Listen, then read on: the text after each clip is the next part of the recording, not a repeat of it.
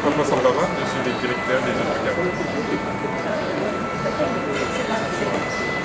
En fait, sur l'impact environnemental, voilà, on sait que c'est consubstantiel aux productions pétrolières. Est-ce que vous pouvez revenir mettre en exergue un peu les enjeux au Sénégal? Merci beaucoup. Alors, nous sommes réunis ici, comme l'a rappelé mon cher collègue directeur de la réglementation environnementale et du contrôle, et également le coordinateur du GESPE Pétrole, donc M. Philippe Bakoumbafaï. Donc, dans le cadre de l'atelier de validation, on va dire, du rapport provisoire portant sur l'étude d'évaluation stratégique environnementale, qui est aujourd'hui en tout cas un atelier dans l'exercice administratif que différentes entités aujourd'hui sont en train de faire depuis des mois. Le directeur l'a rappelé tantôt, c'est depuis 2021. On voit que ce groupe de travail interministériel a été mis en place aujourd'hui pour prendre en charge ces aspects stratégiques liés à l'environnement, mais sur l'angle, on va dire, du développement des produits pétroliers et gaziers.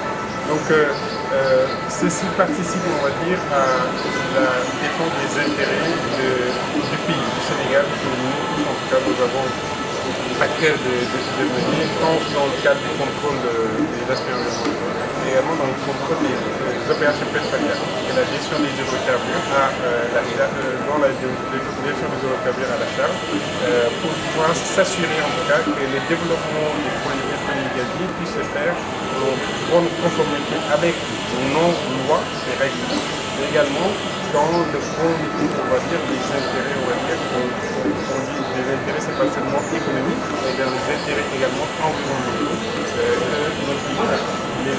Notre économie, de façon générale, a une forte pénétration de l'économie maritime à travers la pêche, le directeur l'a rappelé tantôt, à travers le tourisme également. Et le credo très fort que l'administration sénégalaise se fait, c'est que le pétrole va servir en tout cas de catalyseur au développement économique de notre pays et non venir en tout cas engranger des externalités négatives, on va dire, vis-à-vis de ces secteurs d'activité. Donc c'est là où tout le sens, on va dire, de cette équipe d'évaluation environnementale. Ça permet de définir en tout cas un référentiel sur lequel toutes les études d'impact environnemental vont se baser et vont se nourrir, on va dire, pour pouvoir orienter de façon stratégique les exploitations de façon stratégique les décisions qui seront à prendre. Et avoir, on va dire, une évaluation, on va dire, consolidée des impacts des projets pris en main. Donc c'est un travail très important et aujourd'hui qui rentre pleinement, on va dire, dans la stratégie mise en place par l'État du Sénégal pour pouvoir préparer notre pays au démarrage de cette production pétrolière et gazière qui devait démarrer, on va dire, pour le projet Sangomar, pour lequel aujourd'hui on est à 95% de production, et pour le projet Grand Café Arménie, qui devait entrer en production d'ici la fin de l'année. Maintenant, on sait que, comme vous l'avez dit, peut-être vous l'avez souligné tout à l'heure, le Sénégal est, voilà, les pays, il y a des zones très côtières au niveau du Sénégal. Est-ce qu'il y a une gestion inclusive par rapport à ça? C'est ma première question. La deuxième question, c'est une question de profane. Est-ce qu'il y a des lois qui astreignent les entreprises? Par exemple, je vous parlais en somme de la responsabilité sociétale d'entreprise. S'il y a des impacts négatifs, qu'est-ce qui est prévu? Alors, je dis que on a parlé aujourd'hui en termes de cadre, déjà d'intégration. Aujourd'hui, les administrations sont vraiment réunies et se parlent en termes d'intégration, de coordonner les actions. Parce que nul doute qu'aujourd'hui, ce qui se passe dans le développement sur le terrain des opérations pétrolières des vecteurs de l'environnement, de la réglementation environnementale et du contrôle, a aujourd'hui une pleine responsabilité sur le suivi environnemental de la réglementation. Donc à tel point que quand nous faisons des points de contrôle, des missions que nous faisons sur le terrain, nos équipes sont en tout cas constituées de façon collaborative pour maximiser la synergie et adresser tous les aspects, on va dire, liés au contrôle. Donc, environnemental, il faut également l'aspect maritime, que nous faisons avec en collaboration avec la NAM.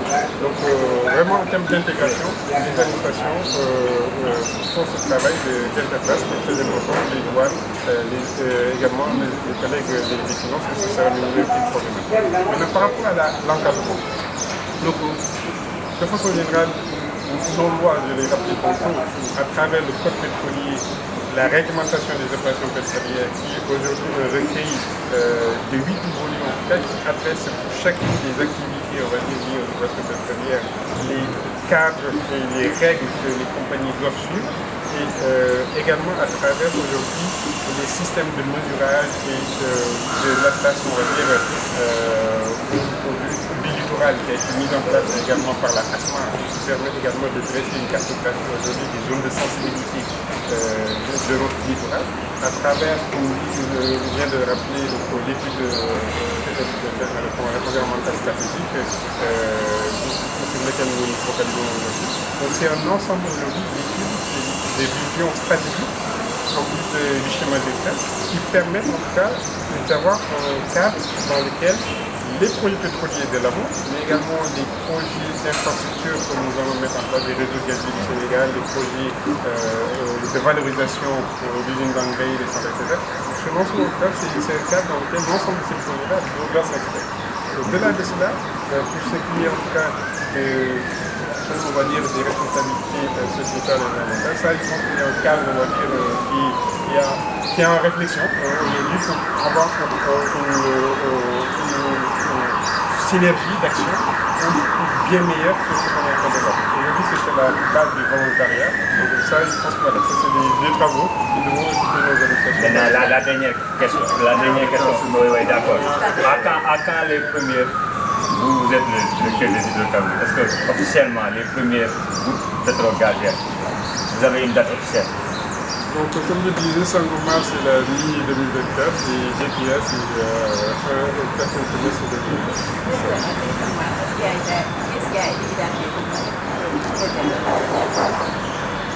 Alors, justement, c'est une des questions à laquelle nous allons répondre, on va dire, et sur laquelle vous pourrez participer. D'accord.